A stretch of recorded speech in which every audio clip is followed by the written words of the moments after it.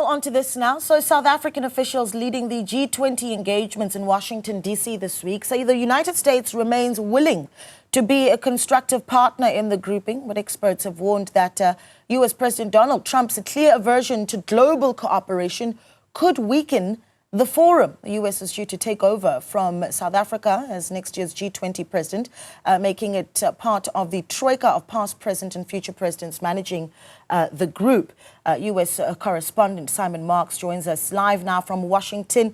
Simon, a good evening to you from our side, and thank you so much for joining us to give us an update. I think just for the sake of our viewers, let's start off with, just getting a picture of some of the activities of what our finance ministers and certainly the central bank leaders will be getting up to.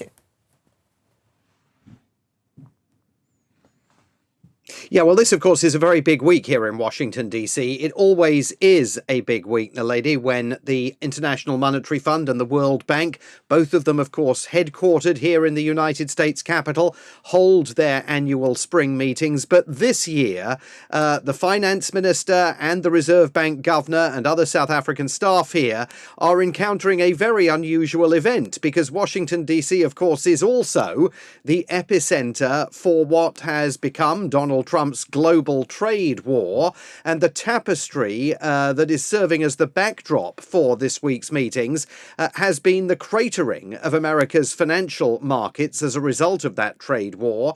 Huge questions about whether the United States itself is now entering a recession, and the reaction to all of that from the finance ministers and the Reserve Bank governors that are here this week. The International Monetary Fund and the World Bank, in their outlook, have downgraded the global growth forecast for this year. The International Monetary Fund saying that they now think that the global economy will grow at 2.8% this year, 3% next year.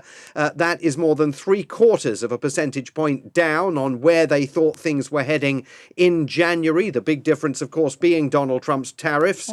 And as far as the outlook for South Africa is concerned, the IMF downgrading its growth forecast for South Africa to an anemic 1% this year, 1.5% next year. That shows South Africa in the IMF's forecasting lagging behind other countries across the sub-Saharan region, where the average growth rate for the year is projected now to be 3.8%. So huge questions for those South African officials here. Some of them, of course, about the G20, others about the budget impasse in South Africa and what all of that may mean for the future of governing arrangements in South Africa, but questions for their American hosts here as well, from a South African delegation that wants to know, is Donald Trump fully committed to participating in the G20 summit in Johannesburg in November in South Africa?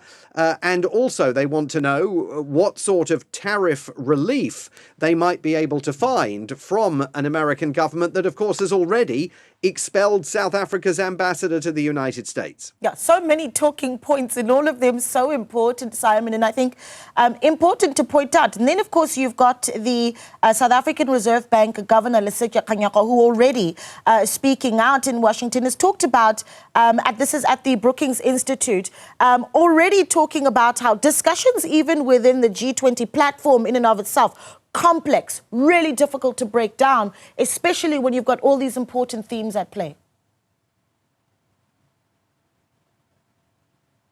Yeah, and that's largely, of course, because of the questions that surround the US role in this year's G20. As you know, the Treasury Secretary Scott Bessent skipped a very important meeting in South Africa. Marco Rubio, the Secretary of State, also skipped a meeting of G20 foreign ministers that was preparatory for the G20 summit.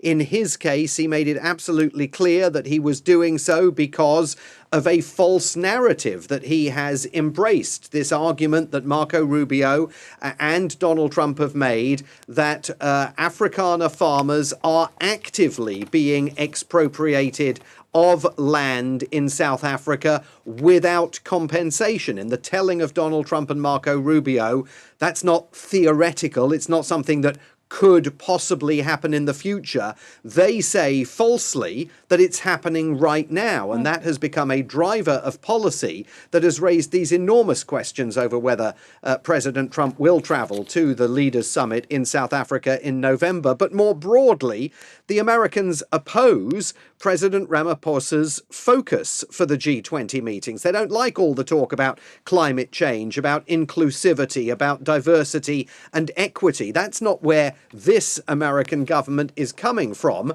Many of the other governments within G20, of course, are absolutely backing the South African vision for what this year's G20 summit should be all about. And so there will be work underway here on the part of the Federal Reserve Bank, the Central Reserve Bank governor, to try and see if there is a path forward that can genuinely bring all the G20 countries around a table and around an agreed agenda. Yeah, you've got, of course, senior fellow at U.S. think tank, I think that's the Foreign Policy Research Institute, Michael Walsh, who spoke to the Business Report, saying that, and you mentioned, of course, the U.S.'s, dissatisfaction with South Africa's leadership of the G20, and even the theme, right, solidarity, equality, and sustainability. But one of the things that this senior fellow, Michael Walsh, has talked about is the expectation that we might see Trump want to take the option to remove South Africa from the G20.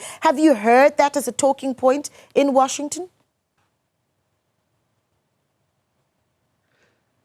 I mean, I've not heard that being particularly widely discussed. You hear a lot more about the idea of formally torpedoing South Africa's trading benefits under AGOA. Much talk about that up on Capitol Hill, and even talk on Capitol Hill among some Republicans about the notion of terminating diplomatic relations between the two countries, which of course would be an absolutely extraordinary step to take after the expulsion of Ambassador Ibrahim Rasool. There is no question that there is a rich seam of thought that is influencing President Trump and is very, very critical of President Ramaphosa and the South African government's stewardship of events in the country. And those concerns go beyond the misinformation about Afrikaans farmers. They go to include issues like South Africa's hostility, as the Americans see it, towards Israel, the South African decision to pursue war crimes charges against Prime Minister Benjamin Netanyahu and the Israeli government at the ICJ, and also criticism that has been lobbied at South Africa in the past about the warmth of its relationship with Moscow, although the South African government can now point at America itself, where President Trump has been tilting certainly the Ukraine peace process in Moscow's favor over the course of the last nearly 100 days since he came to office. So it is evident that there is a real issue, a deep, abiding, problematic issue in the bilateral relationship. Whether it would go so far as to see the United States try to expel South Africa from the G20 that it is currently chairing, I think that would be quite a stretch. Ironically, as you talk about South Africa's relations with Moscow, for instance, being a big talking point, at the same time, though,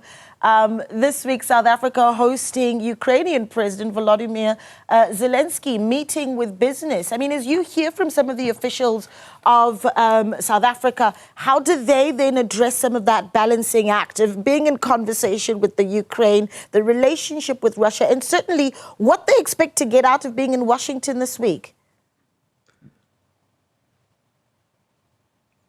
Yeah, it will not have been lost, of course, on American officials that President Zelensky has got those meetings in South Africa. That, of course, being reported here as it is there.